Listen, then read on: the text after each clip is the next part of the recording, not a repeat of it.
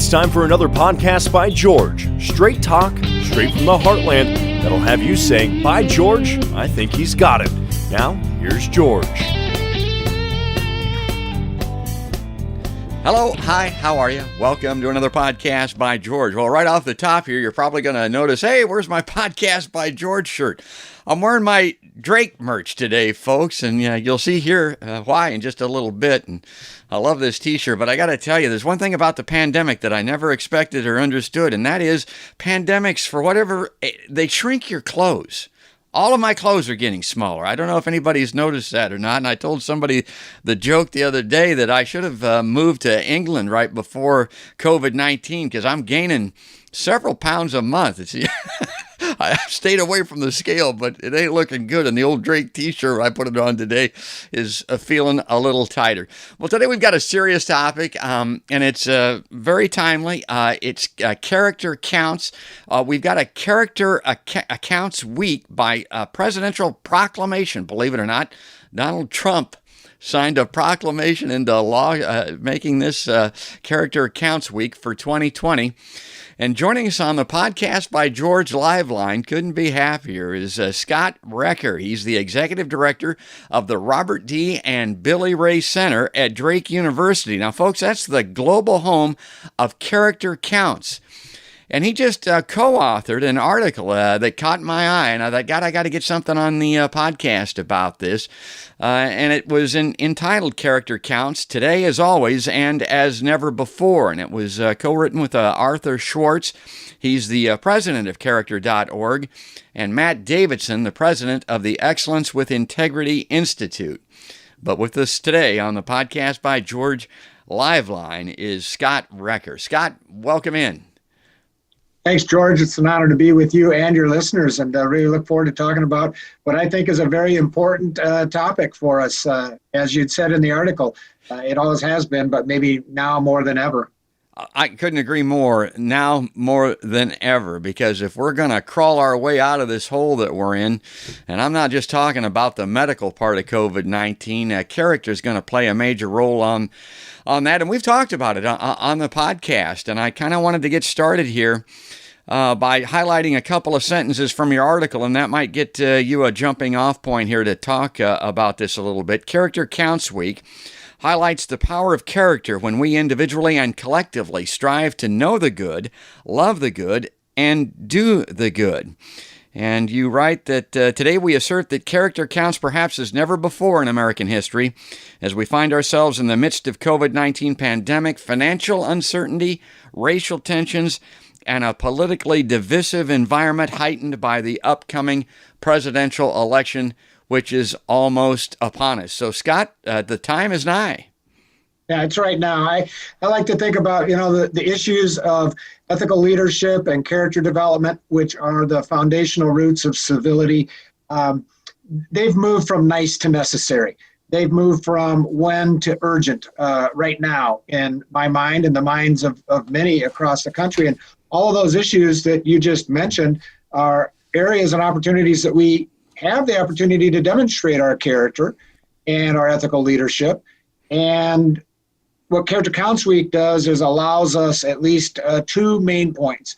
One is a celebration of all of those families, educators, youth serving leaders, communities across the country and the globe that are working very hard on character development. And the second is an opportunity for all of us to have a little personal reflection about our own character. Character Counts is foundationally rooted in the 6 pillars of character: trustworthiness, respect, responsibility, fairness, caring, and citizenship. They're actually a lens to decision-making. And I like to think of the 6 pillar words as I and action-oriented. What can I, Scott Raecker, do today to act in a capacity worthy of trust? What can I do to treat people with respect, regardless of who they are, what they think, or if they've even treated me with respect? And on down the line. We're not the character police. We are people that are advocating for teaching, encouraging, advocating, and modeling those attributes that we all want to see more of rather than less of in our lives. Well, And that reflection part of it that you mentioned, I think, is key. Now, I want to see if you agree with me on this, because, again, this is something I've been talking about on my podcast for some time. I mean, there's great anticipation here amongst my liberal friends for people on the Democratic side of the ballot here coming up to November 3rd. And what I tell everybody is you can't just think on November 4th, whew, we got rid of the bum. Everything's okay. Now we can just continue to go the way that we were going. My point is, no, we can't. This situation that you're talking about, this character situation, this is a long slide, I think, in America. It's been going on for some time. Donald Trump, to me, is a reflection of that. He is what jumped out of the looking glass, so to speak. And the problem is pervasive in our society, and it has to be addressed. And so, number one, do you agree with that? And then secondly, I wanted to ask you about these character points, different types of character that you brought out in the article, and maybe start with one that I had really never considered or heard of, at least labeled that way, which is performance character. Yeah. Well, two things I'll unpack there for you, George, and your listeners. And one of the things that I've been having a growing concern about is people that I hear similar to your hearing saying, I can't wait till the election is over, and others saying, as it relates to the pandemic, I can't wait till 2021 gets here. And my thought internally and in discussion is, well, what do we think is going to change on January 1st, 2021 with the pandemic? Yes. It does not know the boundaries of time. Yes. We have a long haul yet with this. So 2021, entering 2021 is going to look a lot like 2020 looks right now. I also would agree with you. I don't think November 4th is a changed dynamic in this country as it relates to the divisiveness, the polarization that we see in the political arena. And that polarization is broader than politics. We see polarization in all types of things, whether we should be in school or hybrid learning, whether we should wear masks or not wear masks. And we're tending to politicize a lot of these things. But if you just look at the public service landscape, the responsibility of moving from an election and a political cycle into a public service and governing cycle, it's going to be very difficult November 4th, regardless of who wins the election. There are people on both sides politically that will not be satisfied and will not be in a position, I believe, to try and move forward in a collective way that breeds to positivity and outcomes in good governance. So I do think you're correct. I think that it's taken a while to get here, and it'll take us a while to get out. I will tell you why, though, I believe optimistically that we can and will become better. And that's actually rooted in history. You know, we're a country that at a time, at one point in time, we had a sitting vice president that challenged a former cabinet member to a duel over a political disagreement and shot and killed him. Made famous now by the Broadway show Hamilton. But, you know, Aaron Burr's political future was over after that. But I have to believe at that time, George, that there were people saying we can be better than this. When in 1856, we had the United States representative that went to the Senate chamber with a blunt-tipped cane and caned a U.S. senator on the Senate floor almost to death over he just did not like his anti-slavery speech. Both of those individuals were resoundingly reelected in their own district as heroes. And one was from the South and one was from the North. And the speech was over anti-slavery. And of course, that was a dispute that didn't get solved until a civil war in this country. And from a political side, if you want to really research probably, and it's been compared to this campaign and the last campaign, the Jefferson-Adams campaign had probably the most horrific language and attacks that America's ever seen. They just didn't have 24/7 news and Twitter and all of these things to put it out there. My point is, when people say it's never been worse than it is now, they're wrong, and it's a moot point. It doesn't matter. The question is, can we become better than we are now? And the answer to that is we can. And I believe that's rooted going into your second part of the question you asked. In the article, we postulate what the science around character development and ethical leadership has borne forward in these last decade or so, at least 4 critical competencies when it comes to character, and it's moral character, performance character, intellectual character, and civic character. And the first 2 of those, moral character is my best self. That's my relationship with you. Can I collaborate? Can I treat you with respect? Will I be honest with you? These are moral character competencies. Again, want to see more of these rather than less of these. There's also performance character competencies. Performance character, think of as our best work. So I look at moral and performance as best self and best work. And when I talk about best work, I mean diligence, determination, overcoming obstacles, creative, craftsmanship, grit, which is defined as passion and perseverance for an enduring goal. And you think whether it's your brake repair person or your anesthesiologist, what competencies do you want them to have? Do you want them to be studied up on all the most current things in their industry? Of course we do. But if they've got that, and the anesthesiologist can't collaborate and communicate with the doctor in the operating room, and there's tension and something bad goes on and they're not able to help you out, that's a bad thing. So they work together. It's not like I'm going to be a really kind and good person and honest with you this morning, and this afternoon we're going to drive really hard. It's what's this balance of our performance and moral character that's woven into our intellect, right? And the knowledge base and the learning we have, and then we demonstrate that in our civic character and our civic responsibilities. That's great.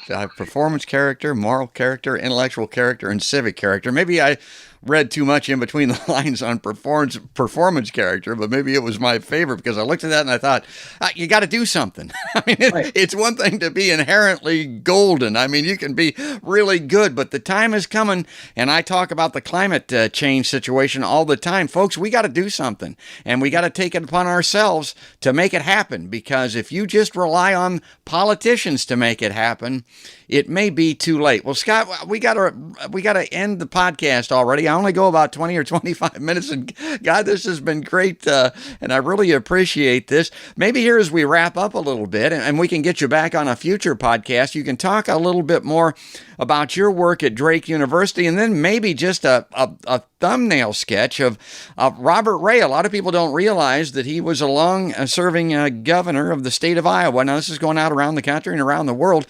Robert Ray was somebody that, agree or disagree with him, stood for character. So it's great that this center is involved in this.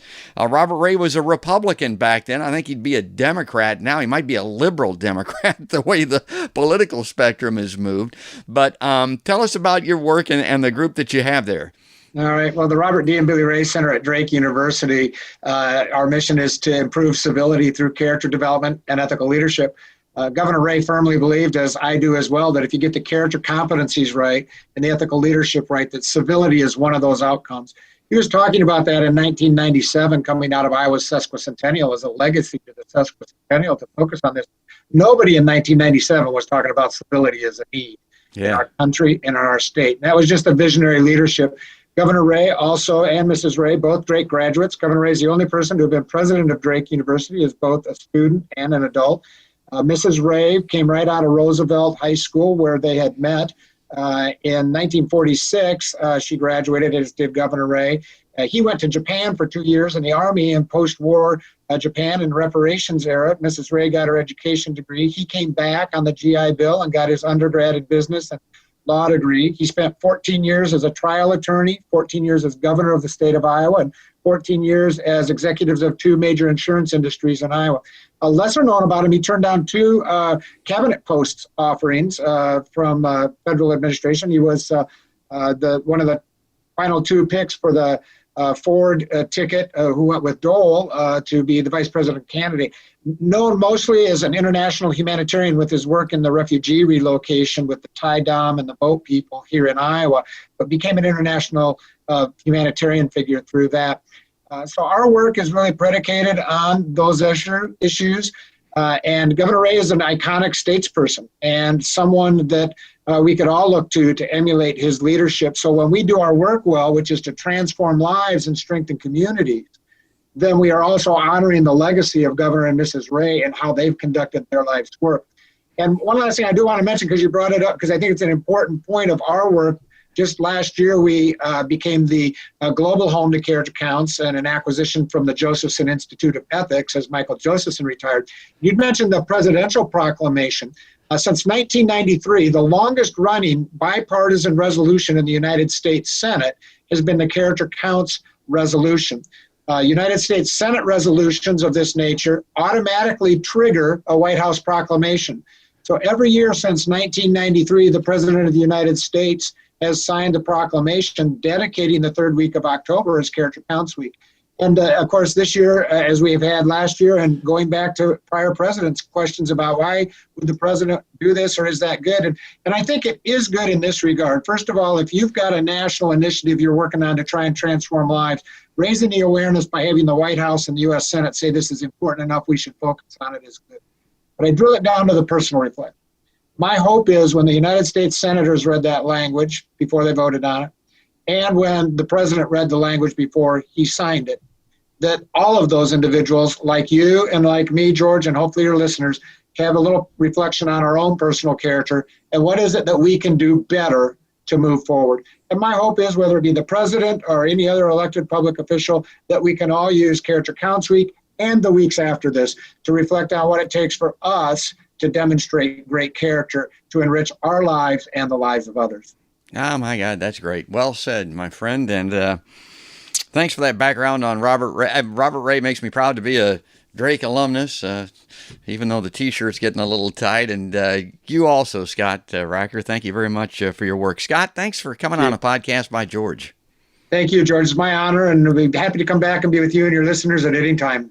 Let's do it. Folks, that's Scott Raecker. He's the executive director of the Robert D. and Billy Ray Center at Drake University. And I hope you enjoyed this episode of Podcast by George. I encourage everybody to check out Scott's work on the web with his organization, but also check out Podcast by George. Subscribe to us on podcastbygeorge.com. The little icon, the thumbnails are there where you can subscribe on iTunes and YouTube, Facebook, Spotify, Stitcher, any of those places that you want to see or hear Podcast by George. But that's going to do it for now. That's going to wrap it up. That's another podcast by George.